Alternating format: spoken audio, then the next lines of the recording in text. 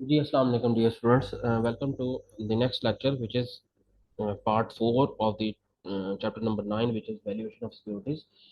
This is the last part of this chapter. In this part we will discuss about the common stock valuations. हमने already इसका जो basic concept है और basic types हैं वो discuss कर चुके हैं। इसकी डिफरेंस हाइब्रिड प्रेफरेंस स्टॉक और कॉमन स्टॉक का डिफरेंस हम ऑलरेडी चेक कर चुके हैं। Now quickly moving to the valuation of the common stock.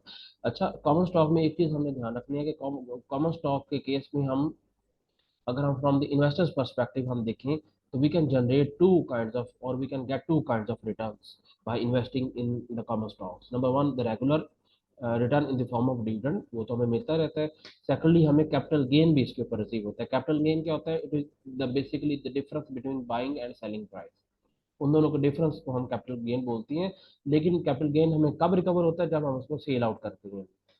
अच्छा, अब वो डेफिनेटली हमें जिस टाइम हम सेल करेंगे उस टाइम जो सेलिंग प्राइस होगी और जो जिस प्राइस में हमने परचेज किया होगा, उन दोनों के डिफरेंस को हम कैपिटल गेन बोलेंगे। However for the purpose of valuation, अगर हम स्पेसिफिकली वैल्यूएशन के पॉइंट ऑफ व्यू से हम देखें, तो हम सिर्फ और सिर्फ जो डिविडेंड रेगुलर डिविडेंड्स हैं, सिर्फ और सिर्फ हम उनको कंसीडर करते होते हैं। उसकी रीज़न ये है कि हमें नहीं पता कि हमने कितने दिन तक, कितने टाइम पीरियड तक हमने इस इन्वेस्टमेंट को होल्ड करना है। और हमने इन्वेस्टमेंट को होल्ड करना है तो उस टाइम पे मार्केट प्राइस क्या होगी, क्योंकि मार्केट प्राइस तो फ्लक्चुएट होती रहती है। तो हमें जो श्योर रिटर्न होता है, जिसको हम एस्टिमेट कर भी सकते हैं, that is the regular dividend based upon the historical data और based upon the directions given in the annual report of the company. तो हमें वहां से थोड़ा सा आइडिया मिल जाता है। तो हम सिर्फ और सिर्फ वैल्यूएशन के पर्सपेक्टिव में हम देखें तो सिर्फ और सिर्फ हम डिविडेंड को ही कंसिडर करते होते हैं। अब इसकी और डिफरेंट टाइप्स नहीं है, इसके डिविडेंड के डिफरेंट पैटर्न्स होते हैं जिसकी बेस पे हम उसको जो वैल्यू हमने करना होता है। There are three methods that we will follow to calculate the valuation value of the common stock. Number one, discounted cash flow method आ जाता है। सेकंडली, गॉर्डन ग्रोथ मेथड आ जाता है। Third one is no growth method आ जाता है।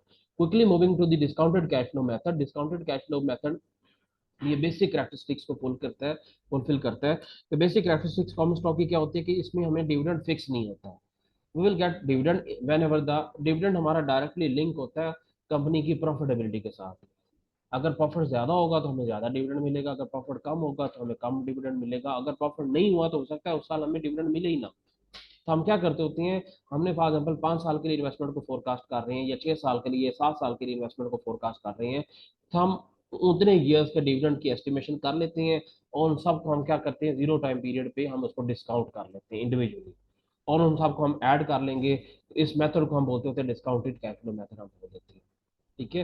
तो इसका कोई स्पेसिफिक फॉर्मूला नहीं है। हमने हर जो डिविडेंड है उसको इंडिविजुअली डिस्काउंट कर लेके हमने उनको ऐड कर लेना है, वो हमारे पास डिस्काउंटेड, इस मेथड को हम डिस्काउंटेड कैश फ्लो मेथड बोलते हैं। सेकंड हमारा आ जाता है गॉर्डन ग्रोथ मेथड।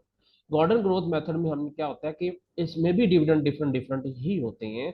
लेकिन अब इसमें नॉर्मली कंपनी क्या करती है, कंपनी बजाय इसके कि हर दफा डिविडेंड डिसाइड करने के, वो एक पैटर्न डिफाइन कर लेते हैं कि जो भी पिछले साल का डिविडेंड होगा, एक फिक्स ग्रोथ रेट के साथ उसको इंक्रीज करते जाएंगे। तो डेफिनेटली हर नेक्स्ट ईयर का डिविडेंड पिछले साल से इंक्रीज होता जाएगा, हर साल डिफरेंट डिफरेंट ही होगा। लेकिन इसमें फिर भी हमें कुछ ना कुछ ट्रेंड नजर आ जाता है। तो जब भी इस तरह का कोई ट्रेंड हो, तो उसमें फिर ये मिस्टर गॉर्डन है जिन्होंने ये मेथड डिफाइन किया था, तो उन्होंने एक फार्मूला डिफाइन किया, उस फार्मूला पे फिर हम वैल्यूज इंसर्ट करते हैं और हमारा आंसर आ जाता है। तो इसका सिंपल सा formula D1 divide by KC-G। D1 क्या होता है? फर्स्ट ईयर का डिविडेंड, डिवाइड हम कर देते हैं required rate on common stock minus growth rate हम कर देते हैं। लेकिन इस फार्मूला की कुछ लिमिटेशंस हैं। अगर तो ये कंडीशंस फुलफिल होंगी, अजम्पशंस फुलफिल होंगी, तब हम ये वाला फार्मूला अप्लाई कर सकते हैं। अगर ये नहीं होती इनमें से कोई एक भी कंडीशन फुलफिल, तब हम ये वाला फार्मूला अप्लाई करके ये मेथड नहीं यूज कर सकते।